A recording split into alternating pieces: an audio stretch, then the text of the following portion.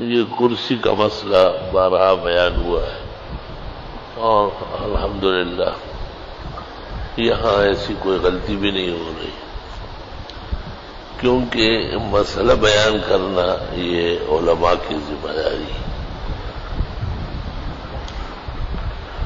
پہلی بات تو یہ کہ قیام فرض ہے اور رکوع و سجود بھی فرائض ہے، نماز کے ارکان خطیہ ہے۔ جب تک ایک آدمی قیام پر قادر ہو اس کی نماز بیٹھ کر نہیں ہوتی، اور جب وہ صف میں نیچے اتر کر سجدہ کر سکتا ہو تو ایسے شخص کی نماز کرسی پر بغیر قیام اور سجدے کے نہیں ہوگی، کیونکہ وہ اشارے سے پڑھتا ہے۔ اصولاً کرسی ایسے افراد کے لیے ہے جو صف میں بیٹھ کر بھی سجدہ نہیں کر سکتے، تکلیف، پریشانی، جسمانی صحت کا عارضہ اتنا شدید ہے کہ وہ نیچے صف میں یا مصلی پر بیٹھ کر بھی سجدے پر قادر نہیں ہے۔ جب سجدے پر قدرت ختم ہو گئی اور وہ اشارے سے ہی نماز پڑھے گا بیٹھ کر، تو اس شخص کے لیے زمین پر بیٹھنے کے بجائے کرسی پر بیٹھنے کی سہولت کی اجازت ہے۔ شریعت جب یہ اجازت دے دے کہ اب آپ کرسی استعمال کر سکتے ہیں، کیونکہ آپ نیچے بیٹھ کر بھی سجدے پر قادر نہیں ہیں، اور فقہاء کہتے ہیں ان القیام لم یشرع الا للسجود، قیام کا مقصد اچھی طرح سجدہ کرنا ہے، وَهُوَ لَمْ يَقْدِرْ عَلَيْهِ، وہ کر ہی نہیں سکتا ہے کیونکہ سجدہ نہیں ہو رہا ہے، بیٹھ کر کے بھی اشارے سے پڑھے گا، تو ایسے شخص سے قیام ساقط ہو جاتا ہے۔ وہ کرسی پر بیٹھ کر بغیر قیام کیے لوگ صفوں میں کھڑے ہوں گے، یہ کرسی پر بیٹھا ہوا ہوگا اور اشارے سے رکوع و سجود کا اشارہ کر کے نماز پڑھے گا۔ بعض جگہ دیکھا گیا کہ نیچے بیٹھنے والے سامنے تکیہ رکھتے ہیں یا میز وغیرہ کا انتظام کرتے ہیں۔ ہر دونوں باتیں حدیث شریف میں منع فرمائی۔ آپ نے ایک شخص کو تکیے پر پڑھتے ہوئے دیکھا تو اس کے سامنے سے تکیہ اٹھا کے دور پھینکا گیا، پھر وہ میز پہ پڑھنے لگا تو میز اس کا اٹھا لیا گیا اور فرمایا کہ رکوع کے لیے کم سجدہ اور سجدے کے لیے اس سے زیادہ اشارہ کرو، اور نہ تکیے پر نماز پڑھو اور نہ سامنے لکڑی و میز رکھ کے نماز پڑھو۔ فتاوی شام میں ہے وَلَا يَرْفَعُ إِلَىٰ وَجْهِهِ شَيْئًا لِيَسْجُدَ عَلَيْهِ، چہرے کے لیے کوئی چیز اٹھائے نہیں کہ اس پہ سجدہ کرے، بس ہوا میں یہ رکوع ہے اور یہ سجدہ ہے۔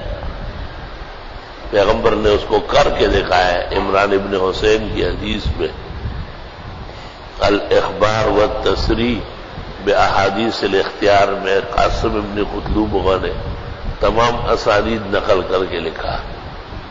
الاحسن میں ماہنامے میں بھی ہم نے تفصیل کے ساتھ دیا اور کئی علماء اور مفتیوں کو بھی سمجھایا۔ بزرگان دین جو تشریف لاتے ہیں کرسی پر بیٹھے، پھر جب قیام ہوتا ہے تو وہ بھی کھڑے ہو جاتے کرسی کے آگے، انہیں بھی روکا کہ کرسی پر پڑھنے والے کے ذمہ قیام نہیں ہے اور آپ بیٹھے بیٹھے قیام کریں گے۔ انہیں تعجب ہوتا ہے کہ ہم تو قیام پر قادر ہیں، تو میں ان کو کہتا ہوں قیام سجدے کے لیے، آپ سجدے پر قادر نہیں ہیں، اور اگر آپ سجدے پر قادر ہیں تو آپ کو کرسی پر پڑھنا ہی نہیں ہے۔ بڑی تفصیل کے ساتھ ہمارے ماہنامہ الاحسن میں دیا گیا، تفصیل دی گئی الحمدللہ۔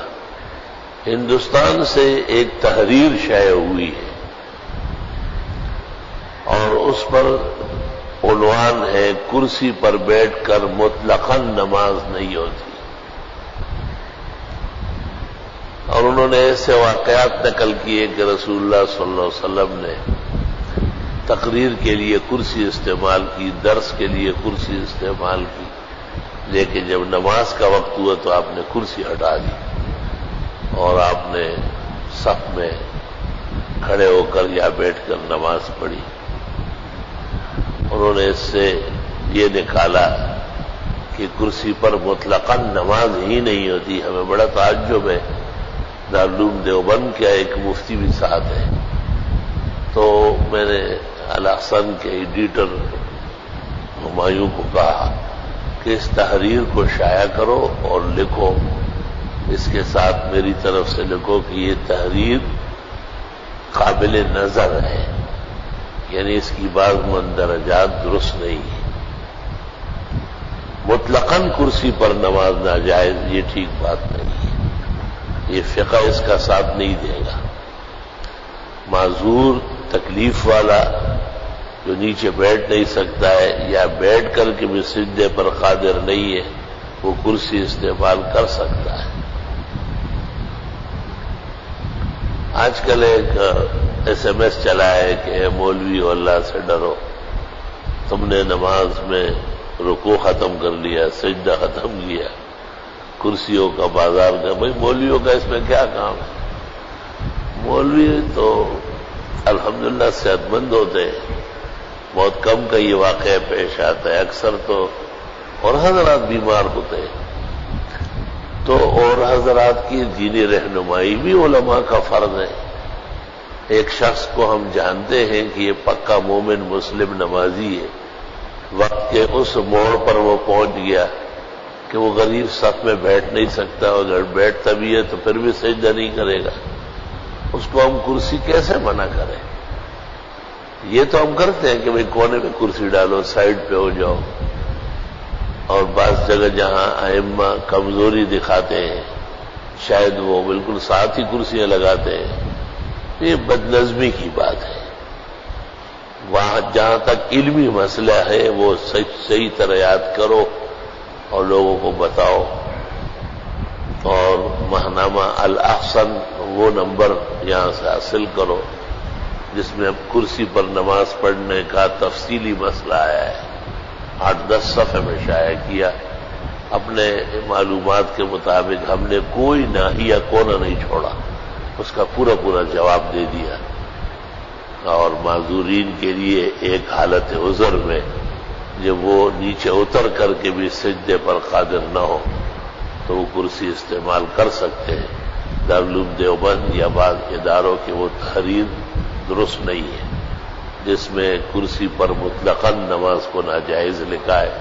مطلقاً عدم جواز کی فقہی وجہ قطعاً نامعلوم ہے، اور اس قسم کا وجہ ثابت کرنا بھی دشوار ہے۔ ہاں یہ ہو سکتا ہے کہ کرسی والوں کو فقہی مسائل سمجھائے جائے تو کرسی والے کم رہے، بڑے نہیں، ایسا نہ ہو کہ مسجد جو ہے نا کرسی بن جائے۔ سنا ہے بعض جگہ پوری صف کرسیوں سے بھر گئی، اور باہر ملکوں کے اندر تو بالکل مرزائی واڑا اور مسجد ایک جیسے ہو گئی۔ ہم نہیں سمجھتے کہ وہاں کے علماء دین کیوں مسائل بیان نہیں کرتے۔